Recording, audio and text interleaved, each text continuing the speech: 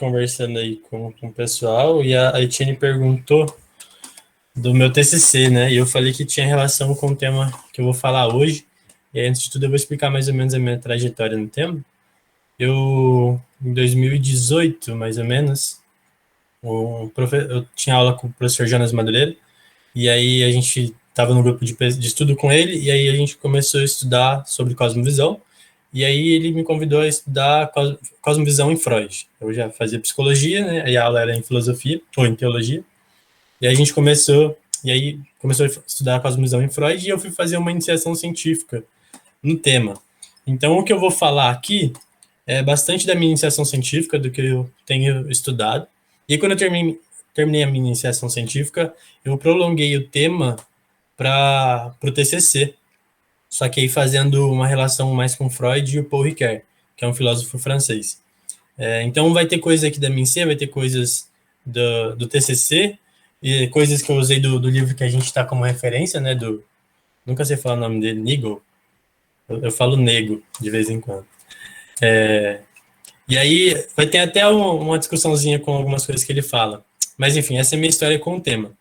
E aí eu vou apresentar um pouquinho para vocês. Então o título é Meu Amigo Freud e Sua Visão de Mundo. O trajeto que a gente vai percorrer é, afinal, quem é Freud e o contexto social e acadêmico que ele cresceu, né, que ele está posto. Acerca de uma visão de mundo, que é o texto do Freud que ele trata de cosmovisão. E as consequências e reflexões do pós-texto dele, da psicanálise, de toda a posição dele. E no final vai ter um apêndice também. Os dois primeiros tópicos vão ser mais ou menos juntos, né? Porque quem é Freud e o contexto social que ele está são coisas que conversam. E aí eu procurei fazer essa determinação de trazer quem é Freud, porque como a gente está estudando cosmovisão, e a gente sabe que cosmovisão é algo que é formado durante a vida, é muito bom a gente saber quem é Freud, para a gente entender as posições acadêmicas dele, a cosmovisão que ele apresenta nos textos e etc. Uma coisa, se alguém tiver alguma dúvida no meio da fala, eu não estou vendo vocês. Pode abrir o microfone e me perguntar ou me contestar. Fiquem à vontade, tá bom? Só vou pedir alguém fala um ok só para ver se eu tô online ainda. Ok. Obrigado. Então vamos lá. Freud nasceu em 1856, século XIX, e ele tinha uma configuração familiar bem peculiar. Essa foto aqui foi uma foto aleatória que eu peguei na internet, mas o do meiozinho aqui, esse daqui é o Freud, tá? E aí, por que ele tem uma configuração familiar e por que eu tô falando isso? Freud, o pai dele era judeu, e quando ele tinha mais ou menos uns 40 anos, 40 e poucos anos, ele casou com uma mulher de 20 anos, a mãe do Freud. E nisso o pai dele já tinha 2 filhos, que no caso eram mais velhos do que a mãe do Freud, certo? Então nós já temos aí um cenário um pouco complicado aí. O pai do Freud tinha idade para ser mãe do Freud. E aí essa mãe do Freud tem mais 7 filhos, cujo Freud é o mais velho. Eles são judeus e muito pobres. Eu estava lendo a biografia do Freud e tem diversos momentos em que o Freud lembra e cita em alguns textos dele que às vezes ele olhava para a mãe dele, olhava para o irmão mais velho dele e falava, mas é os dois que deveriam estar juntos, será que eles não estão juntos? E aí tem todo esse conflito do Freud desde criança sobre a configuração familiar, sobre o que ele sente pela mãe dele, sobre o que o pai representa para ele, coisas que a gente consegue ver em toda a teoria do Freud, né? Freud, então, era filho de família judia e um jovem judeu em Viena no século XIX. O que isso quer dizer? Antes de tudo, a gente tem que falar que, por mais que ele é judeu, ele não teve as práticas religiosas sendo exercidas durante a sua vida. Como o pai dele já estava, acho que na segunda esposa, se eu não me engano, a mãe do Freud é a segunda esposa dele, eles não seguiam os ritos judaicos. Eles eram casados, acho que pela tradição protestante, alguma coisa assim, não estou lembrado certinho. Mas eles não seguiam. Freud teve bastante contato com a Bíblia, né, com a história do Antigo Testamento como um judeu, mas ele não seguiu as tradições judaicas. Mas isso não o isentou de sofrer por ser judeu. O que quer dizer, então, ser um jovem judeu em Viena no século XIX? Viena, no século XIX, está ali do ladinho da Alemanha. no século XIX, era dominado por um movimento antissemita. O que é um movimento antissemita? Um movimento contrário aos judeus, certo? Contrário aos judeus, e quem eram as pessoas contrárias aos judeus? Eram os cristãos. Então, Freud cresceu numa sociedade onde ele era errado, onde ele era taxado, discriminado, sofria racismo, simplesmente por ser judeu, e com o inimigo sendo os cristãos e a igreja, certo? Então, ele passa durante toda a vida dele sofrendo isso, e uma das coisas que Freud mais procurava, assim, para enfrentar isso, era ser o exemplo, o aluno mais inteligente da sala. Então, diversas vezes na biografia dele é falado essa questão. E isso reforçou outras coisas para o Freud, né? Reforçou a palavra que eu estou usando para falar de Freud. Por exemplo, Freud, como ele estava numa Viena cristã e era antissemita, ele começou a se aliar mais com o movimento político liberal. Por quê? Porque o liberalismo tendia a dar direitos a todos, direitos iguais a todos, independente das raças. E aí, então, Freud começou a ser liberal. E no liberalismo, a igreja, a religião era algo ruim. Então, a posição de ateu de Freud, contrário à igreja cristã, começou a ser formada não quando ele fez a psicanálise, mas em toda a história da vida dele. Tanto as influências positivistas dele, que a gente vai falar um pouco mais pra frente, quanto o posicionamento político e todas as vivências que ele teve. Então, Freud entra na Universidade de Viena e tem algumas influências. Freud entra em medicina na Universidade de Viena. E na época, a maior influência era esse carinha aqui. Alguém se arrisca a dizer quem é esse jovem senhor simpático? 3 segundos. 3, 2, ninguém? Esse daí é o jovem não. Esse daí é o Darwin. Então, as ideias de Darwin, o evolucionismo de Darwin estava muito em voga na época, né? Principalmente na Universidade de Viena, e influenciou demais Freud. A ideia da teoria da evolução foi um dos motivos que Freud procurou estar nas ciências da natureza, nas ciências exatas, nas ciências da natureza, para cursar medicina. Outra influência do Freud na Universidade de Viena era esse carinha aqui, que a gente não conhece muito, mas ele foi o principal mentor de Freud, que é o Ernest Brick. Eu acho que é assim que fala o nome dele. Ele era a representatividade, ou a representação do positivismo na Universidade de Viena. Então, ele era uma autoridade muito forte no positivismo. E foi ele que direcionou Freud em toda a sua carreira acadêmica. E, principalmente, vai ser uma peça-chave aí no texto que a gente vai tratar acerca de uma visão de mundo. Esse daqui também é outro cara que influenciou muito Freud. É um francês chamado Jean-Martin Charcot. Freud, antes de conhecer o Jean-Martin Charcot, ele era simplesmente um cara de laboratório. Após ele ir para a França, fazer um intercâmbio lá, ele conhece o Charcot e se apaixona pela clínica, pelo consultório. E aí Freud vai para a ideia da hipnose, começa a tratar pacientes particularmente, sem hospitais, e aí começa a dar uma outra configuração em quem é Freud. Então, Charcot também é uma grande influência de Freud na época que ele estava na Universidade de Viena. E aí, o contexto que Freud estava, então, era colocado por Darwin, por esse carinha aqui também, que todo mundo acho que conhece, que é o Brentano. Brentano, ele é um pouco mais antigo do que esses caras, mas também estava no século XIX, foi professor do Freud, e o Brentano, ele estudava uma psicologia empírica. Ele foi de grande influência também para o Russell. Esse daqui, que todo mundo também já sabe quem é, que é o Wundt, né?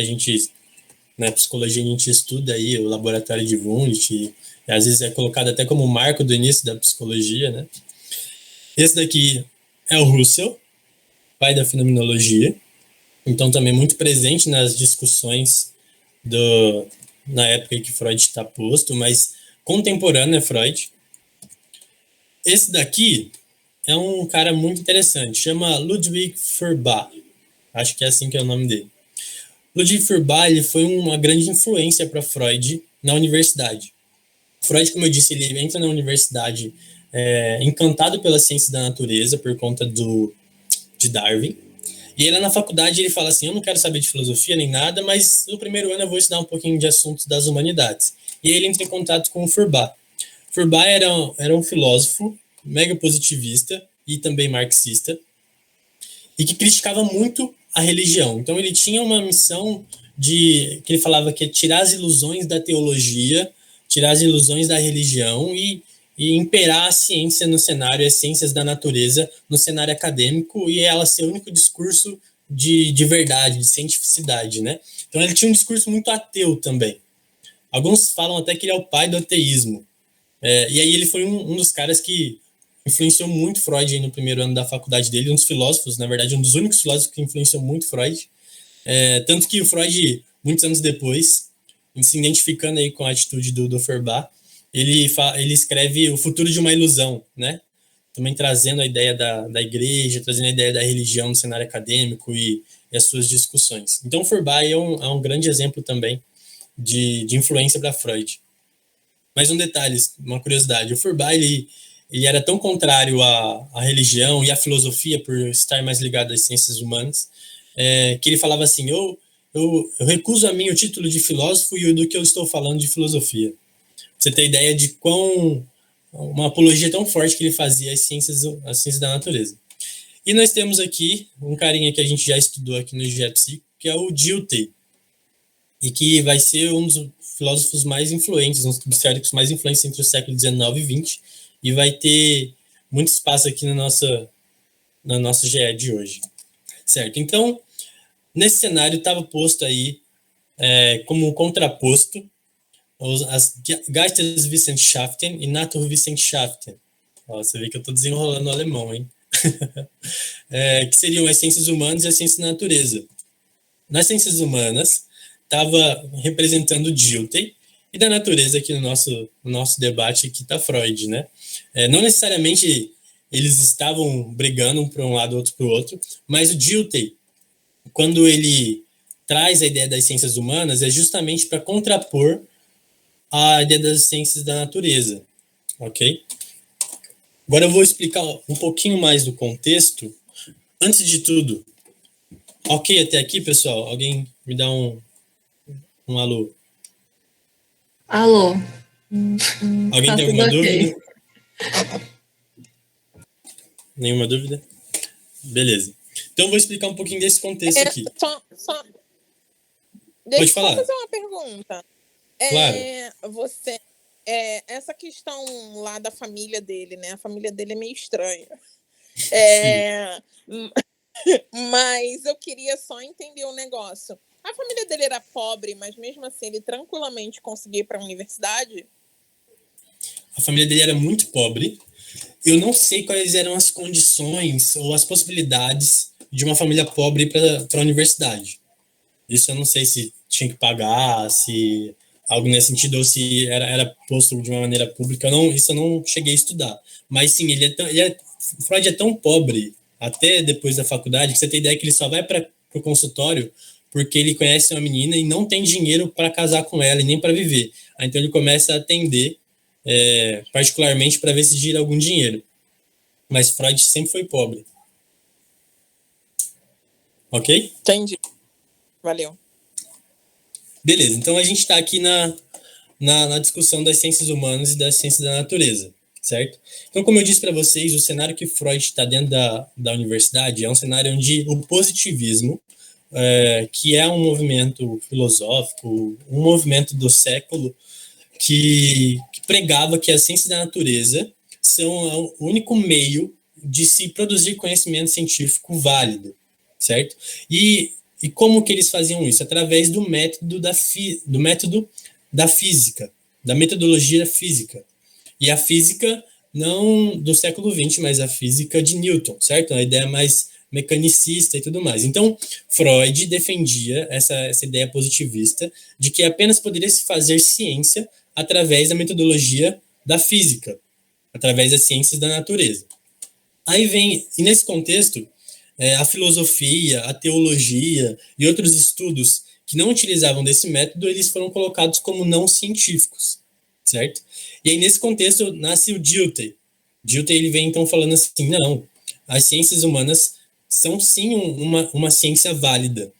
E ele tenta elaborar, ou ele elabora, uma metodologia para as ciências humanas para ser tão válidas quanto das ciências da natureza, mas que não se apropriasse da metodologia da ciência da natureza, certo? Então, o Dilthey chega e fala assim, a ciência de vocês não está errada, mas a gente não pode estudar tudo que há no mundo só através dessa metodologia. Há também a metodologia das ciências humanas. E a pedra fundamental aí do Dilthey para erguer a metodologia das ciências humanas é a Weltanschauung, que é a cosmovisão. Tá bom?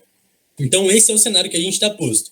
Dilthey como cosmovisão definindo as ciências humanas e Freud, lá com a sua leva de positivistas, definindo a ciência da natureza. E os dois conversam um pouco sobre o estudo da psique humana. Certo, então a gente chega, depois de toda a evolução da psicanálise, nós chegamos em 1933, que é onde Freud escreve acerca de uma visão de mundo, certo? Então, em 1933, Freud já está com 76 anos, se eu não me engano, finalzinho da vida dele. Então, a psicanálise já está bem estruturada, e aí acho que é nas novas conferências introdutórias à psicanálise, que está esse ensaio, ele começa a falar, então, sobre uma visão de mundo. O título é acerca de uma Weltanschauung, certo? Então, sobre o termo Weltanschauung mesmo, que foi colocado em Dilthey, e depois diversos outros autores foram falando, como a gente tem estudado, Freud se propõe a falar sobre isso. Quais eram as preocupações de Freud para escrever esse texto? O desenvolvimento da psicanálise, da psicologia, certo? Ou seja, dentro do desenvolvimento da psicanálise e do estudo da psique humana, ele estava preocupado em falar assim, qual que é o lugar da Weltanschauung, qual que é o lugar da cosmovisão nesse desenvolvimento da psicanálise. E aí fazer um parênteses aqui, em 1926, alguém pergunta para Freud sobre se ele tem uma Weltanschauung psicanalítica, e ele fala assim, eu jamais teria algo nesse sentido, isso daí eu deixo só para os filósofos, porque Weltanschauung estava relacionado às ciências humanas, e não utilizava o mesmo método da ciência da natureza. Então Freud fala assim, a psicanálise jamais pode ser uma Weltanschauung, jamais pode ser uma cosmovisão, porque isso daí é para um monte de filósofo que só quer ter uma maneira de como seguir a vida, e a ciência não quer trazer isso. A ciência está preocupada com o desenvolvimento da humanidade, com a busca da verdade, com algo que é realmente válido. Então, essa é a preocupação de Freud em 1933. Colocar a cosmovisão no local certo dela dentro do desenvolvimento da psicanálise e da psicologia. E ele também tem a preocupação do relativismo na ciência. Ou seja, em 1933, já não é o contexto acadêmico que nós vemos em 1900, lá quando a psicanálise nasce na interpretação de sonhos.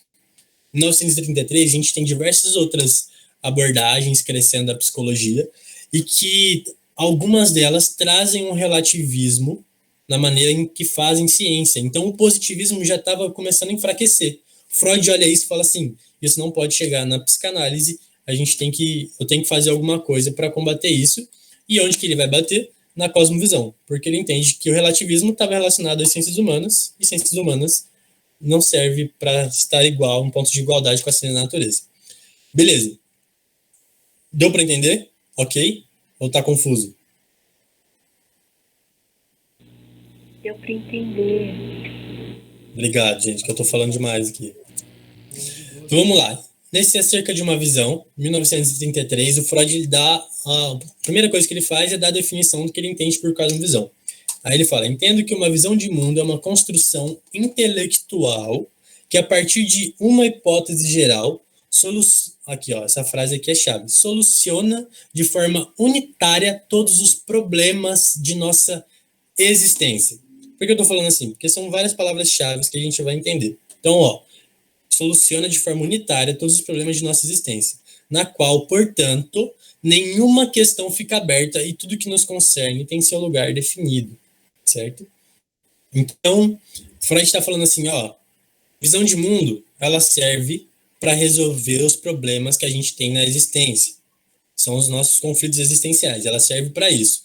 De maneira em que tudo que a gente vai entender a partir da cosmovisão, a partir da hipótese geral, vai estar tudo resolvido. Então, as pessoas têm visão de mundo para resolver os seus problemas existenciais. Essa é a posição de Freud. E aí, nesse ensaio, Freud fala algumas coisas que eu vou só elencar aqui, que eu não vou falar sobre o ensaio todo, né? Ele fala que a psicanálise, então, não tem e nem pode criar uma visão de mundo, certo? Por que ele fala isso? Porque o ensaio começa respondendo essa pergunta. O ensaio começa assim, já me fizeram tem feito a pergunta para mim se a psicanálise conduz a uma determinada Weltanschauung, a uma determinada cosmovisão. Ele fala, a psicanálise não tem e nem pode criar uma visão de mundo, mas ela adequa-se à visão de mundo da ciência, as ciências da natureza. Eu coloquei ciências naturais, mas é ciência da natureza, certo? Então, ele fala assim, ó, a psicanálise não cria, mas ela se adequa à ciência da natureza, porque ela faz parte daquela metodologia do positivismo que o positivismo prega. Freud também fala da exclusividade do método das ciências naturais na produção de conhecimento válido. Você vê que ó, ele está reforçando, ou está reforçando não, mas está lembrando ele está validando todo o espectro que a positivista que é criado a ciência da natureza, né? O que é colocado na ciência da natureza. Então ele está reforçando tudo isso dentro do ensaio acerca de uma visão. E ele fala também da superioridade da ciência em relação à arte, à filosofia, à religião, ao niilismo e ao marxismo. E aí aqui é uma pequena tese que eu trouxe aqui, uma pequena tese que eu trouxe aqui na minha IC, que quando Freud fala sobre arte, filosofia e religião, ele está dialogando um pouco com Dilthey, porque Dilthey fala que a cosmovisão ela se forma dentro do poeta, do filósofo e da religião, e do religioso. E aí Freud fala assim, a ciência é superior à arte, à filosofia e à religião. Ele fala assim, a arte é algo muito abstrato, então ela não produz nada de conhecimento válido. A filosofia, ela é um monte de sistemas que um monte de filósofos ficam criando, que ninguém entende muita coisa, e no final das contas, quando alguém descobre alguma coisa, todo o que eles descobriram antes tem que ser jogado no lixo. Então, isso não serve para ser algo válido. E aí ele fala assim, mas a religião a gente tem que se preocupar, porque ela resolve a maioria dos problemas existenciais, ela traz uma moral, uma ética, mas ela não serve para ser conhecimento científico, certo? E aí ele traz todo aquele argumento dele de que a religião, que ele fala no Totem e Tabu, que ele fala no Futuro de uma Ilusão, sobre a religião ser uma ilusão, ou a religião ser uma criação do homem por conta de uma necessidade que ele tem, por uma criação da sociedade para tentar trazer um tipo de ética e moral e ser imposta. Então ele traz toda essa questão para falar que isso daqui são cosmovisões, tá? E que a ciência é superior a todas essas cosmovisões no que tange a produzir conhecimento científico. Aí ele fala também no niilismo, que era algo que estava crescendo na época. Ele fala assim, o niilismo é algo que não tem nem muito sentido. Ele fala, é algo cético em relação a tudo, mas quando você precisa de algo concreto, você não vai negar que um remédio é relativo. Então ele traz um argumento assim, ele fala bem pouquinho do niilismo. E o marxismo é muito interessante, que ele fala assim, o marxismo, se não fosse os movimentos marxistas políticos que foram acontecendo no século XX, né, entre 19 e 20, o marxismo seria algo muito bom, no sentido de produzir conhecimento científico, mas ele diz que resume muito a questão socioeconômica. Ele fala, então, não serve para abranger o mundo como a ciência faz, tentando descobrir a verdade. E aí, no final das contas, também vira uma cosmovisão. Então, Freud traz todo esse debate aí para falar sobre a superioridade da ciência, trazendo o termo de que a ciência seria uma visão de mundo em contraposto a outras visões de mundo. Conclusão. A psicanálise não tem uma visão de mundo próprio nem pode criar. Ela se adequa à visão de mundo da ciência, como ele falou lá no começo. Mas a ciência está muito longe de ser uma visão de mundo em sua definição. Por que Freud fala isso no final do texto dele? Ele fala assim, se a visão de mundo é algo para resolver os seus problemas existenciais, a ciência não serve para isso, porque a ciência não está preocupada com o seu consolo existencial, com dar sentido à sua vida. A ciência está preocupada em descobrir o que é verdade, doa quem doer. Praticamente ele fala isso, não fala com essas palavras, mas é isso que ele quer dizer. E então ela não serve para ser chamada de visão de mundo. Visão de mundo é filosofia, é religião, são essas outras, é a arte, são coisas que te trazem um sentido, uma direção existencial. Então, por isso que ciência não pode ser visão de mundo, e por isso Freud é contrário ao termo de visão de mundo e fala que a psicanálise não tem uma visão de mundo, porque a visão de mundo representa tudo que é contrário à ciência da natureza, aqui pelo que ele fala, né? Ou seja, a ciência não pode ser uma Weltanschauung, porque, segundo Freud, a cosmovisão é para dar sentido às coisas. Grava essa palavra, sentido às coisas. Suprir uma necessidade de afetos e consolo existencial. A ciência serve para explorar e levar o mundo ao progresso através e unicamente da razão, utilizando a pesquisa neutra, explicativa e causal. Aqui é um ponto muito interessante, que o Freud, no meio do ensaio dele, fala assim, eu acredito sim, eu tenho a esperança de que um dia a razão vai nos trazer uma ética, vai nos trazer um progresso mundial, e um dia a gente vai poder ver a paz mundial por conta da razão, por conta do progresso da ciência. Aí você fala assim, nossa, isso que ele não é uma visão de mundo. Enfim, consequências e reflexões. Depois de tudo isso, daí a gente vê que a antropologia da psicanálise ela é ampliada por outros autores. A gente vê Winnicott, Melanie Klein, Lacan e caras muito mais recentes aí, que pegam o que Freud falou, ampliam, como se Freud já fosse aí uma ideia de visão de mundo. Eu estou enxergando o ser humano a partir da psicanálise, a antropologia da psicanálise. Então a gente já vê aí algumas consequências do que deu a psicanálise. Também teve a consequência da psicanálise ser criticada por ser naturalista e mecanicista.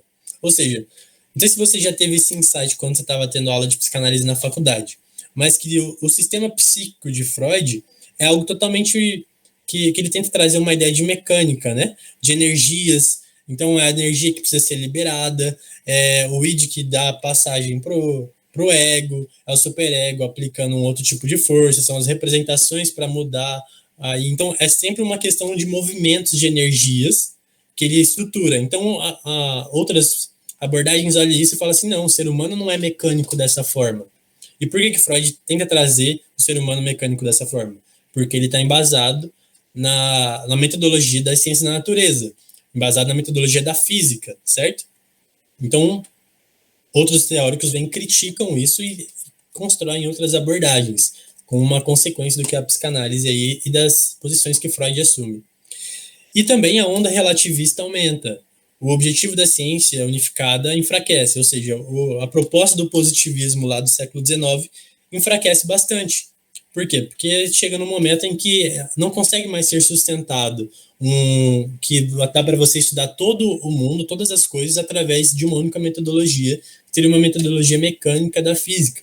E também até, se a gente for aprofundar um pouco mais, a gente vê que a física tem uma reviravolta aí no século XX, né? Ela sai da mecânica para uma ideia mais do Einstein, lá da teoria da relatividade, mas enfim, a onda relativista, ela aumenta. A gente vê diversas outras abordagens aí que tentam trazer o ser humano numa perspectiva totalmente contrária a uma questão de uma ciência unificada, mas sim a pós-modernidade que a gente tem conversado bastante aqui no GE, né? E aí eu trouxe também um apêndice, que é um pouquinho mais traz a minha IC, mas também do TCC, que é uma diferença das análises. O Nego aqui, que eu não sei falar, Nigel, ele fala o seguinte, é uma análise diferente do Ricoeur.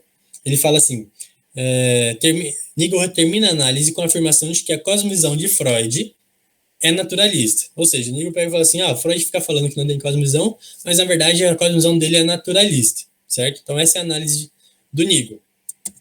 E o Ricoeur, ele fala assim, que na verdade a psicanálise apresenta um discurso misto em ser mecanicista e hermenêutico, tá?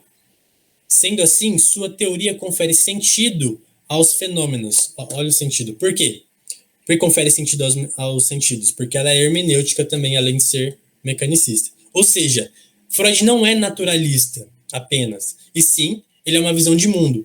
Porque até dentro da definição que Freud traz de que a cosmovisão vem para dar sentido, o Ricoeur consegue identificar que Freud tenta dar sentido através da psicanálise também a diversos fenômenos. Então, onde que você vê o embate entre o Nigel e o Ricoeur? Porque o Nigel afirmar que Freud é naturalista só está reforçando o que Freud já falou. Freud fala, eu sou naturalista, e para mim ser naturalista é o certo. Ser naturalista não é cosmovisão, é a verdade. Então falar que Freud é naturalista é chover no molhado. Aí o Ricoeur fala assim, não, Freud nem consegue ser naturalista, porque ele dá sentido através da hermenêutica, através de uma ideia da interpretação. O livro principal do Freud é a interpretação dos sonhos. A psicanálise é uma grande interpretação, e se a psicanálise é uma interpretação, ela dá sentido a alguns fenômenos.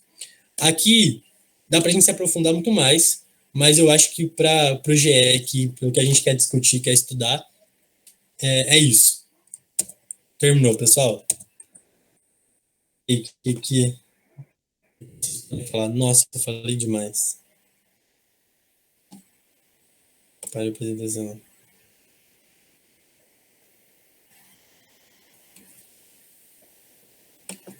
Consegui parar a apresentação? Conseguiu. Foi bem legal. Você colocou coisas lá da biografia dele. Aí, para algumas pessoas que não sabiam, talvez agora faça um pouco mais sentido também. Legal, legal. Alguém tem alguma dúvida? Algum comentário?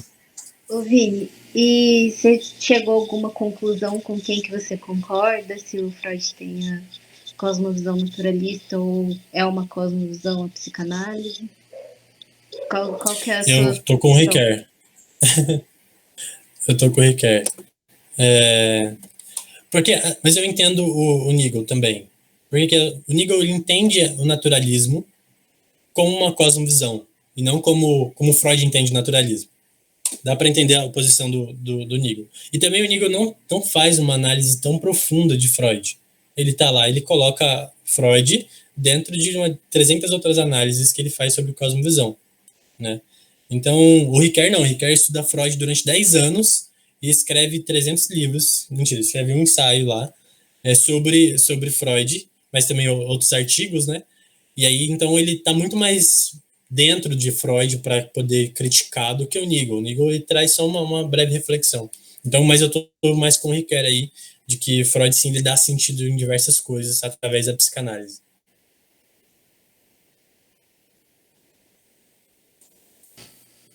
E como que você acha que isso não é interfere, mas tipo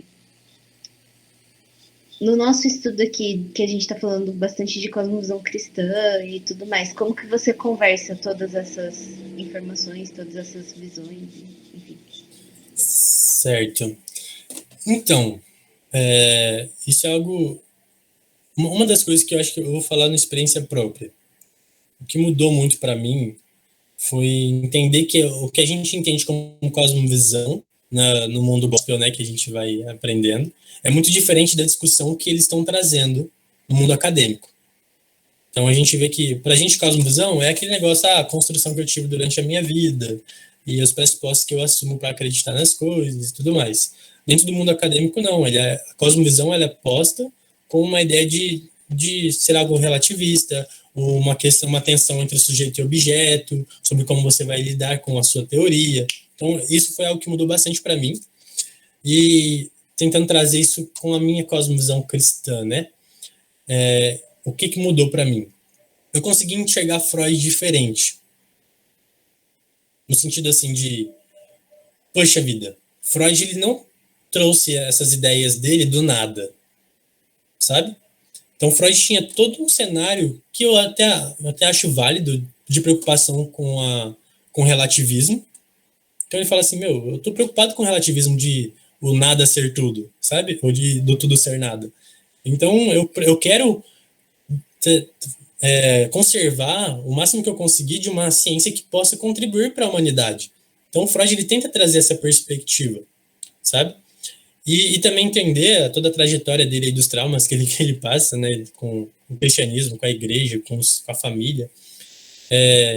Então, estudar Freud nesse sentido, fez eu enxergar Freud não de uma maneira em que eu vou jogar ele no lixo, falar assim, nossa, tudo que Freud fala é contrário à cosmovisão cristã. Jamais, jamais. Na verdade, Freud ele tem tem um monte de justificativa muito interessante que a gente tem que estudar. A partir das justificativas dele, ele criou muita coisa interessante, sabe? Mas sim, a gente tem que contrapor Freud todo dia. Mas, ao mesmo tempo, reter o que é bom, sabe? Uma coisa que eu achei muito interessante do Paul Ricoeur é que o Paul Ricoeur é cristão, protestante também, e ele pega e fala assim, eu não vou ficar entre o dualismo de ciências humanas e ciência da natureza, sabe? Ele fala assim, não, eu acho que dá para a gente reter o que é bom das duas e progredir de uma maneira real. E, na verdade, ele faz uma filosofia reflexiva acerca do Freud, e esse misto que o Freud tem de mecânico e hermenêutico, ele não vê de tudo ruim. Ele fala, isso é bom. A psicanálise trouxe diversas coisas boas em dar sentido em alguns fenômenos. Entende? Então, eu consegui, com isso, assim, tentar cada vez mais ter uma visão mais reflexiva e menos de afastar com outras abordagens, de me afastar do Freud, por exemplo, né? Que às vezes é endemoniado. Às vezes não é endemoniado, não, às vezes é só chato mesmo, né? Desculpa, os psicanalistas aí. Você fez, seu amigo. Mas, desculpa. Enfim. Mas interessante, da hora isso. É tipo, quando eu penso no Freud, geralmente eu penso que, assim, querendo ou não, ele estava olhando para a realidade, né? Então, tipo, vão ter dados de realidade na teoria dele. Não que, é isso que você falou, a gente tem que reter o que é bom, né? Tipo, não jogar tudo no lixo, concordo. Enfim, obrigada. Uhum. É isso.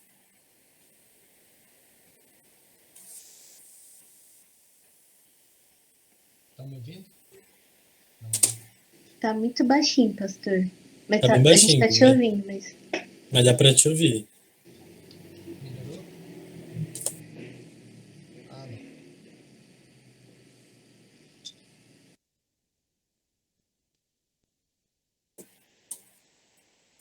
E agora sim, estão me ouvindo, né? Agora sim. Sim. Uhum. Mas eu não ouço vocês, espera aí. Pronto, agora eu ouço. Vocês me ouvem bem, né? Uhum. Tá. É que quando você falou que você falou muito, eu falei, eu ia falar aqui, aí desligou tudo aqui, o fio estava solto aqui, o computador. Mas eu ia falar, falou muito mesmo, mas não em quantidade, sim em qualidade. Mandou muito bem. Que fofo. Sou um admirador Hoje, seu. hoje a coisa mais difícil foi ter te visto e poder ter te dado um abraço. Rapaz, é porque a gente estava em público, senão eu tinha te abraçado, porque hoje eu abracei o Jorge. Olha, Estava que sem inveja, câmera. mano. Ninguém está ouvindo isso aqui, não está gravando. Pastor, você complicou agora. Gravando, sim. Mas eu abracei, eu não aguentei. Ele já pegou Covid, eu já. Então eu abracei. Não teve jeito. Estava de máscara. Não estou aguentando mais esse negócio de não abraçar. Mas muito difícil. bom, Vini, a sua fala. Muito bom ver o seu engajamento. E eu tenho uma pergunta científica sobre Freud. Quando ele ficou rico? Nossa, boa pergunta, viu? Pelo que eu fui entendendo da história dele, demorou. Demorou, porque quando ele começa a trazer aí as ideias da psicanálise, ninguém gosta das ideias da psicanálise, né? Ele tem uma resistência gigantesca no contexto positivista que ele tá. Então, quando o pessoal fala assim, quando nasceu 1900 lá, Interpretação dos Sonhos, Freud estourou, todo mundo comprou todos os livros, e aí ele virou um fenômeno. Não. Demorou pra caramba pra psicanálise ganhar espaço, e ele começar a ser ouvido, e aí beleza, aí ele ficou rico, né? Mas ele nunca saiu de Viena, acho que ele sai de Viena só por conta da guerra. E aí, se eu não me engano, acho que ele fica até perto da casa dele e tudo mais. E o legado dele de patrimônio fica tudo para Ana Freud? Não cheguei ainda. Quer ver? Eu vou até pegar. Um livrinho um pouco grande a biografia do Freud. Você vai pegar o testamento dele lá na Receita Federal, né? Quase isso. Olha, são 800 páginas de Freud. É difícil Entendi. chegar nessa parte da morte, né?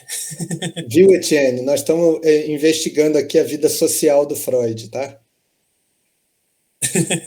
Gente, no meu imaginário, assim, o Freud casou com uma pessoa rica. Não foi isso que aconteceu? Não foi. Nossa, eu jurava que Isso tinha eu fiquei. casado com uma pessoa rica. Eu também fiquei, caraca, velho. O Freud, ele era pobre num nível assim que os professores olhavam pra ele e falavam: Meu, para de estudar, vai trabalhar que você precisa casar. Era nesse nível, assim. Ó. Muito interessante, né? Sim. E ele era um cara com um senso de humor muito, muito da hora também. A primeira filha que ele tem, o pessoal, ele escreve uma carta assim: ela acabou de nascer e eu não consigo entender como uma pessoa nasce tão feia assim. Ela parece um monstro, ela não veio de mim.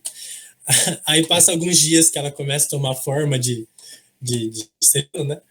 Aí ele fala assim: Nossa, ela tá linda demais. Agora sim ela é minha filha. Agora ela tá parecendo comigo. Tipo, essas são as cartas do Freud. Vou Muito fazer para bom. você, ô Vini, vou fazer para você a mesma pergunta que eu fiz para o Johnny. O que mudou na tua vida depois de você se aprofundar no Freud? O que mudou na sua psicologia? Eu tenho uma resposta parecida aí para a Rutinha. Acho que Passei já na sua sabe, mas eu frente, vou professor. complementar. Ah, você perguntou isso? Eu tava fora, né? Tava ligando aqui os Não equipamentos. foi a mesma coisa, me Não, mas eu complemento um pouquinho mais do que eu falei. O que mudou na minha vida? Então, eu comecei a enxergar Freud diferente, como eu falei. Até por conta de todas as justificativas aí da trajetória dele. E a análise do Paul Ricoeur é muito interessante. O Paul Ricoeur tem hora que ele fala assim: isso aqui que o Freud está falando é muito interessante, é muito bom. Aí ele fala: o que ele publicou aqui, isso aqui não. Isso aqui é coisa da má psicanálise. É quando ele começa a falar demais de sexo e tudo mais, ele fala: não, isso aqui não contribui. Mas olha isso aqui que o Freud está falando, que é o chassi da psicanálise, né? E aí, isso eu achei muito interessante ao estudar Freud. Entender que a psicanálise, desde 1900 até os últimos textos dele, acho que é de 39, ela é um negócio muito consistente e que segue uma perspectiva muito, muito densa, assim, e muito coerente durante muita coisa, e que realmente faz sentido. Outros autores que eu fui estudando que falam de Freud, poucos autores falam assim: tudo que Freud falou, vou jogar no lixo e começar algo do zero. Mas a maioria dos autores falam assim: do que Freud disse, eu acho que ele não foi até tal ponto, entendeu? Então eu vou pegar o que Freud disse e ampliar um pouco mais. Vou pegar o que Freud disse e tirar do reducionismo que ele traz, mas não quer dizer que é errado. Então, esse estudo que eu tive de Freud, eu era um dos caras que olhava para Freud e falava assim: nossa, Freud não serve para nada. Então agora eu olho o Freud e falo: nossa, Freud serve para alguma coisa. Então eu vou usar, assim, projeção no meu atendimento clínico. Projeção e transferência. Transferência contra transferência. Formação reativa. Quem de Melanie Klein, ser bom, ser mal. É demais. Não, mas se a gente for olhar, né, a gente incorporou muito da contribuição dele como, digamos, algo inescapável, né? Por exemplo, você falar de mecanismo de defesa, não tem um bendito de um psicólogo ou psicóloga que não tenha essa noção clara e que não seja incorporado no seu campo de conhecimento essa ideia de que seres humanos têm ato falho, que joga a culpa nos outros, que, enfim, né, projeta, tem transferência, enfim. Eu acho que é aquela coisa do básico do básico do básico, né? Vem do cara, velho. Então eu acho Sim. que até a divisão do neurose e psicose, né? Utilizado para todo mundo. Hoje em dia, o mundo é dividido em neurológicos e psicóticos. E veio do cara ali também, né? Base psicanalítica. A Fernanda se achando. E ao mesmo tempo também, né, por essa influência gigantesca dele, assim, a gente colhe bons frutos e maus frutos, né? Por exemplo, a ideia de uma psicologia ateísta é muito freudiana. um Freud positivista, assim, né? Mas é muito freudiano a ideia da psicologia ateísta. Tanto que, pelo menos pela experiência que a gente tem, né? A psicologia ela tem uma veia muito forte em afirmar o ateísmo, em afirmar o não envolvimento da religião ou de algo da crença, assim, com a ciência. Coisas que a gente não vê tanto em outras ciências, assim, como a gente vê na psicologia, né? E eu vejo que é muita herança do Freud aí que a gente tem. Você chegou a ver alguma coisa das cartas que ele troca com o Pfizer? Não cheguei ainda não. Conhecem esse episódio da vida dele e o livro que foi publicado pela editora Ultimato? Quem já viu falar? Não? Eu não conheço. É um bom livro para a gente estudar um semestre inteiro no GE Psico, né? São correspondências do Freud com um pastor chamado Pfizer, e ele trata em cada carta, tanto na carta dele quanto do pastor, temas afetos às questões da religião e toda a lida, né, dele em relação ao tema. E isso foi publicado há uns 20 anos, mais ou menos, pela editora Ultimato. Dá até para achar aí na internet e botar a capa para todo mundo ver. Como que é o nome desse livro? Cartas de Freud para Pfizer.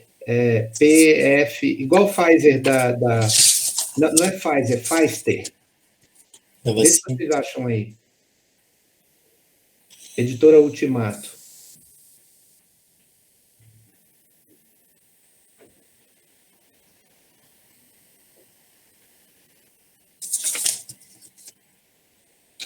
Conseguiu achar, Rutinho?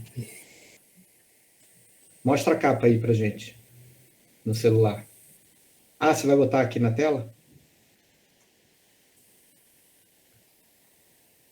Olha lá, ó, Pfizer. Olha. E tá nessa nova edição, né? Não é da Ultimato essa edição, eu acho que é da Companhia das Letras, né? Ah, então pode ser que seja outro livro. Porque deu maior ibope esse negócio. Deu maior ibope esse negócio para estudar religião em Freud, é muito legal. Porque ele acaba falando, e é aquele negócio, né, pessoal? Se você quiser criar uma... Aí, ó, da Ultimato mesmo, ó. Se você quiser criar uma imagem equivocada sobre um autor, leia os autores que escreveram sobre o cara. Porque você vai criar a imagem que o autor escreveu sobre o fulano, né? Agora, você ir para o texto original, você vai fazer esse movimento de ler tudo e reter o que é bom, de dar voz a quem precisa ter voz, porque se você está falando do Freud, você tem que ouvir o Freud, né? E isso é uma atitude absolutamente honesta e cristã, né? Se a gente for olhar. E seguindo esse princípio do apóstolo Paulo de ler tudo e reter o que é bom. E aí a gente acaba com o coração bondoso, com o coração aberto, a gente acaba conseguindo dialogar. O problema é que a gente só dialoga com o que ficou para a história, só com os ruídos, né? Então, eu acho que assim, o Vini me trouxe aqui essa ideia de ouvir o Freud, né? E de atender a essa honestidade intelectual da gente ir atrás daquilo que é a fonte mesmo, né? Então, acho bem interessante. Esse livrinho é fantástico, esse livrinho aí das cartas dele, porque vão ser temas muito, muito interessantes a serem tratados. Agora, o próximo GE Psico. Você falou aqui, eu me lembrei, tem na biografia dele, sim, as cartas que ele troca com ele. E eles conversam justamente sobre o texto do Futuro de uma Ilusão, né?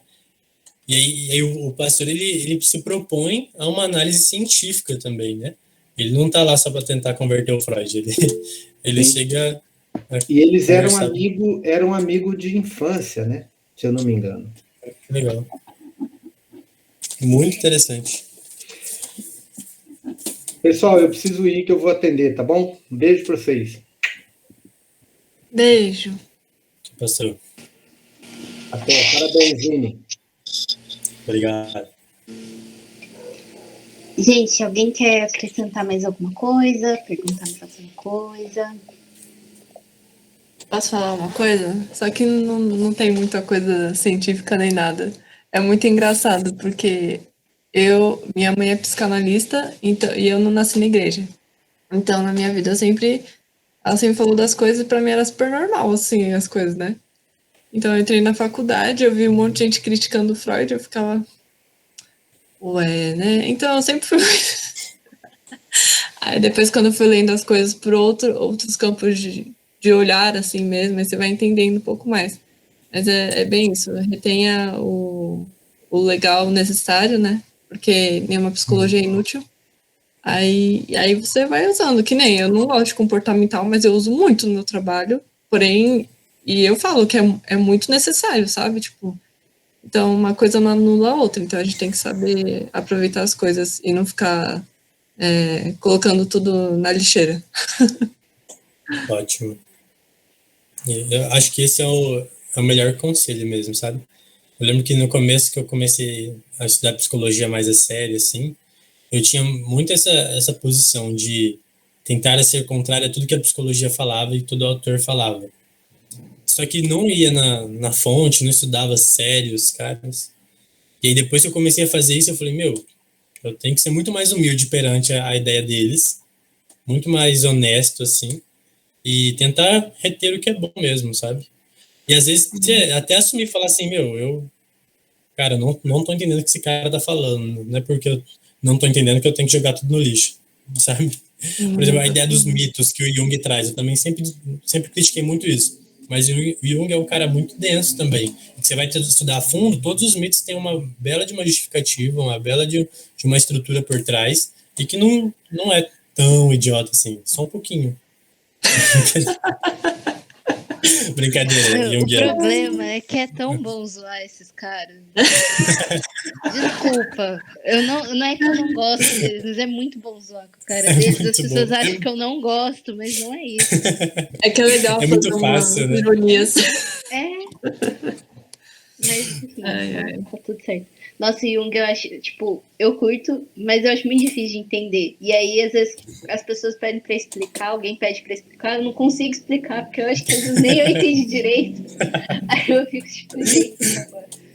Mas tudo É bem. muito Hoje é isso Freud, mesmo. hoje é Freud. Aí o Nossa, próximo é Jung? Provavelmente. acho que é. Jung é da hora também. Até ver isso. Então, vai tentar analisar um desenho de uma criança sem Freud, sem as coisas. Boa sorte. É só um desenho. Ai, meu Deus. Gente, O Johnny que fala, né? O Johnny, uma vez perguntaram pra ele lá no Instagram, falaram assim, o que você acha de Freud? Aí ele fala assim, um charuto na boca do Freud é só um charuto. Eu falei, pra ele nossa, é só o genial. charuto. Pro Freud, o charuto dele é só o charuto.